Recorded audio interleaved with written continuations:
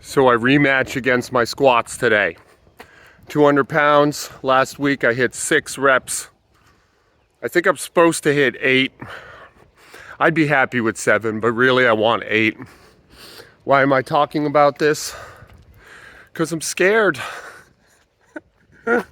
I'm scared. I'm actually frightened to do this. And I love it, man. I think that when you're scared, you know you're onto something, You're knocking on the right door, because fear, aside from just being an exhilarating feeling, is like the best evidence that you give a shit about what's happening. And I am scared, man. I know that I should be able to hit 6. And honestly, if I only get 6, that outcome's fine. But I want 8. Like, I really want it. Oh, I want it. And I know I'm going to go for it. And I have doubts. I'm not sure I can get it. So that sets you up for a crisis moment, Like, to want something and know you're going to go for it, but not be convinced that you have it. It's like falling in love, man. That's what that feeling is.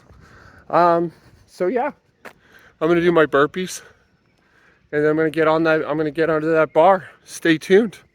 Okay, it's gonna be fun. You watch me be scared. You watch me be a sweet little baby. Okay, well, today's tour of Candido was an emotional roller coaster. Yeah, like I said before, I just finished, so I apologize for being out of breath. But like I said, I was nervous. I was legitimately frightened. And this was my last warm-up set, just a set of 3. And then I hit the 200 rematch, and spoiler, I got my 7. But what was interesting today? Like, I set myself up for success. I had my safety bars up. I had my box, so I knew I was going to hit my depth. And when I got to my test set, I immediately fucked up my position. Like, I was just wrong under the bar. I was pitched too far forward. I hit my safety bars, and they were like an inch too low, which is where I wanted them. And rep 1, I was like, you fucked up, you misgrooved, and this is going to be bad. And I went into that headspace where I was like, I had to talk myself down from that negativity, And then, as you can see, it's moving pretty well despite being slightly misgrooved, and the misgroove was an exaggeration. And then the other thoughts kicked in. We're like, no, bitch, you got this. You're going to burn through it. Hit 10. Go for 10. And I had to talk that guy back too, And I guess I'm talking about this like this right now because that's never happened to me while I was under the bar before. I've always had these kind of discussions either before or after with myself, with my body. And this time I went through the whole process under the bar. It was like a wisdom bubble, where, yeah, I was pretty unhappy with those 7, which is crazy. And here I'm doing 185 for 5 sets of 3. And this was fun too. It was a 1 minute rest, a strict 1 minute rest. I followed Candido to the letter on this one. And like, I was toast after that set of 7. Toast. I had nothing. And the first set felt real bad, real grindy. There's no way I'm getting 4 more sets at 3. No way. And as I went on, I got stronger. They got easier. I felt better. I've experienced that phenomenon before. Like, as you fatigue, your mechanics get better because your inner animal, your inner werewolf, wants to keep you alive. so it tightens everything up against your will, or it overrides your will rather. And man, I know I've been banging this drum for the last week, but I am loving this program. The Candido 6-week power program is just, I'm learning so much, and I'm really getting into some interesting headspace. You know, these negotiations with myself are happening faster, they're more efficient. I'm hitting the same buttons over and over again, so I know what's coming, you know.